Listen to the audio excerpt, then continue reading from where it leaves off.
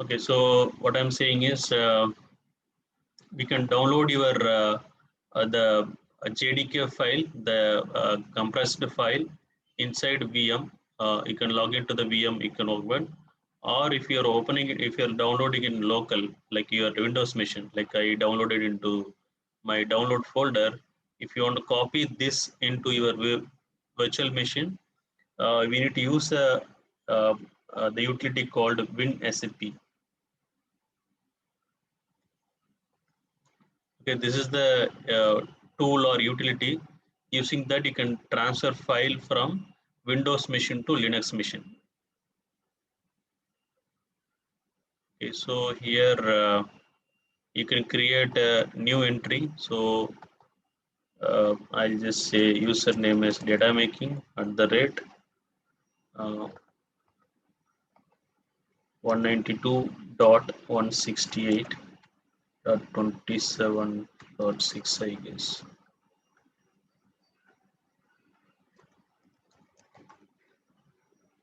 Yeah. So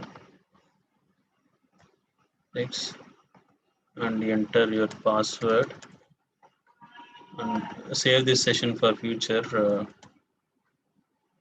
data making VM. So I'll just say a kind of login. So it is going to prompt you. You just say yes. So I will go to the download directory. I take this file which I downloaded just now.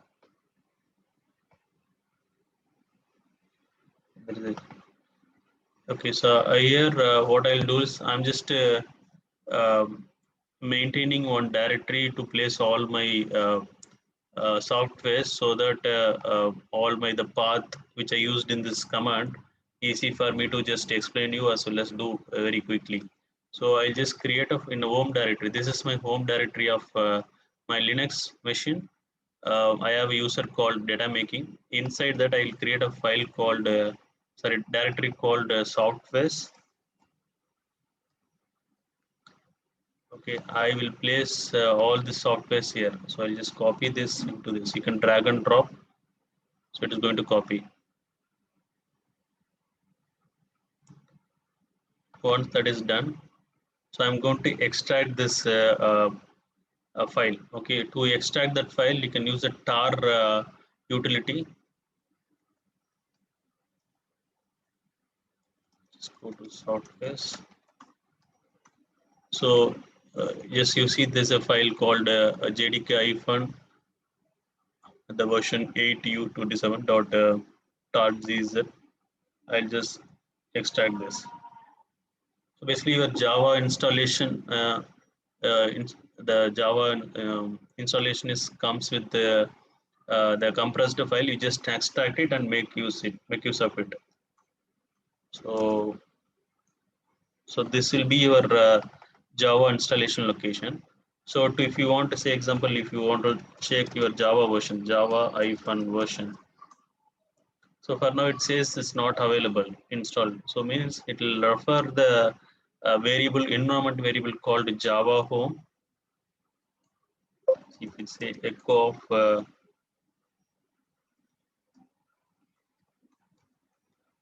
Java home, so it does not have any values. Basically, it refers your Java installation using this environment variable. So we'll set this environment variable in a file called bashrc .bashrc. There'll be a file called .bashrc, which generally in your home directory of your user. So I will open this using a nano editor.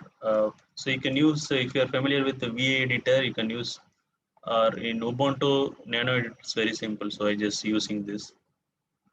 Go to this bottom of the file and paste this entry. So basically what you are saying, you are exporting means you are creating an environment variable called Java home. I'm setting the path of where my Java installation is available. Okay, so this is the location Java installation available, and you need to, once you export this environment variable, you need to actually add it to the your path environment variable. Path environment variable is the global environment variable which has all the installation path. So you append to this your Java home with the bin directory. So I place this two entry in my bash.rc file. I will save it. So to save it, just say Control O, which will write out and enter, and Control X is to come out. So now if you want to refresh load your environment variable, you need to use. Hello. Sorry? Yeah, it's bit fast for me. Okay, all right. So you open this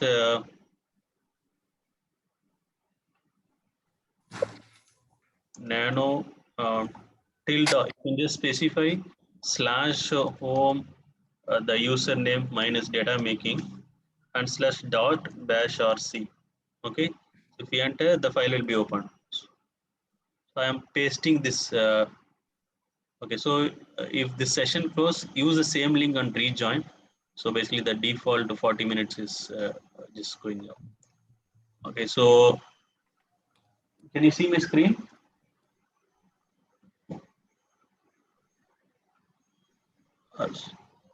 So I opened this bash.rc file, and then I actually put this entry. I'm just exporting my Java home with the uh, the the extracted JDK path. Okay, to save this file, you need to use Control O. You have to press Control O, which will just say write out. Okay, so it will ask you the file name. Just we use the same file name. Just enter. So it is writing the means it's saving the values, means the lines. If you want to come out of this nano editor, you have to say Control X, right? I hope is that face is fine. I can go with this face. Yeah, fine. All right. Now, so we added the environment variable Java home inside the bash RC. Now we need to refresh this file so that you can actually access the environment variable. To refresh this file, there's a command called source and give your bash RC file. It will reload all your environment variables. Now, if you do echo of, let's do Java version, it says the Java 1.jdk 1.8.0 underscore 27 is installed. Okay, it's a 64-bit server virtual machine. Now JDK is installed. Now we can proceed with the Hadoop installation, and you can also echo your environment variable.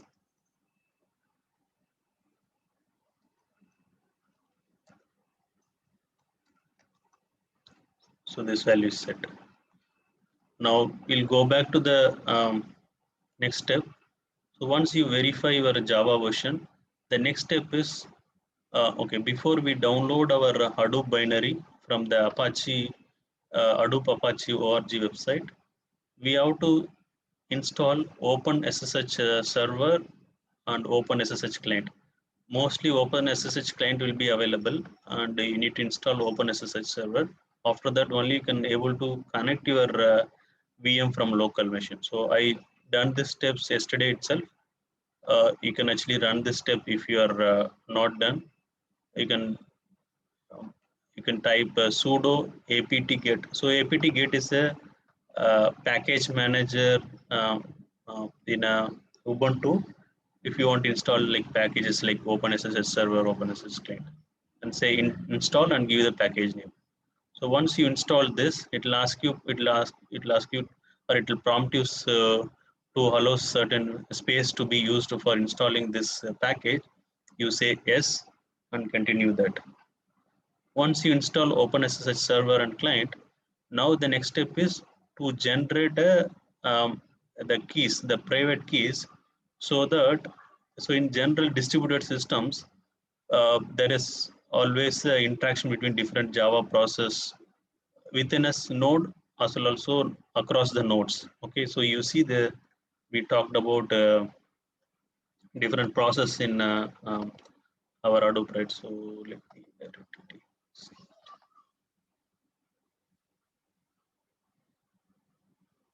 I don't know whether it's saved or not.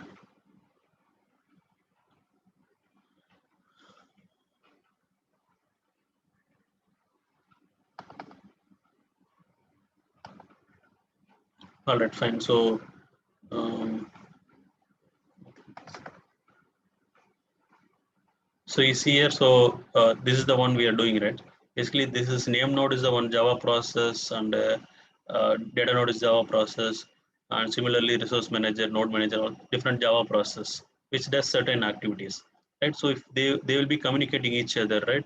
So resource manager, when you submit a job to the resource manager, so you will send a job. The job has to be job has to be run, and internally the job will be converted into task. Task need a data to run your execute your task. Means execute your logic, it needs a input, right? So it has to need to talk to the node manager to get the name node to get the file information from SDFS. So there will be always interaction between different Java process here. So how do they communicate? They communicate using a SSH connection. So for that, it uses the private key. So you need to generate a private key which is passwordless. So you need to generate a passwordless private key so that this process communicate each other. So to create a private key, there is a utility called SSH-keygen, right? And you have to, there is a format of the key, uses some format. So just say -t RSA, and the password is empty, -p, password will be empty, just double quote. So once you run this command, it will ask you the file, just say enter, don't give any file name. Okay. And now this file is created. So it will create a two file inside .sh hidden folder, like id underscore rsa, which will have the key file. So you need to copy that key to the authorized key file. Okay, so run this cat command. So just to show you, uh, that is so use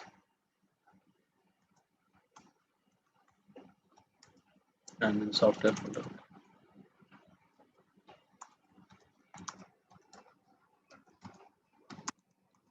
So you see there is a hidden folder called .sh. If you say, so it has generated this key file. So now it have to copy it to the authorized file. So I'm running this command.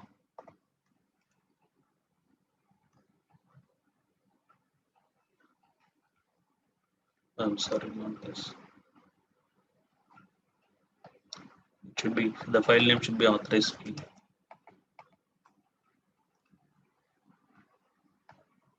Run the entire command properly. So what content it has, they can just see this content. Basically it's basically the encrypted value, right? So using this key only, the process will communicate each other. All right. So once this step is done, you can just do SSH to verify it is not ask any password. Generally, when you do SSH to some node, you will have basically it will ask you user ID password, right? So since we added our key to the authorized key, it will not ask you any password. SSH localhost, it will just say the prompting. It's not asking. Okay. Now I'll just, what I'll do is I'll download this. So to download your Hadoop, so I'm just going to install this version of Hadoop 3.2.1. You can go to this.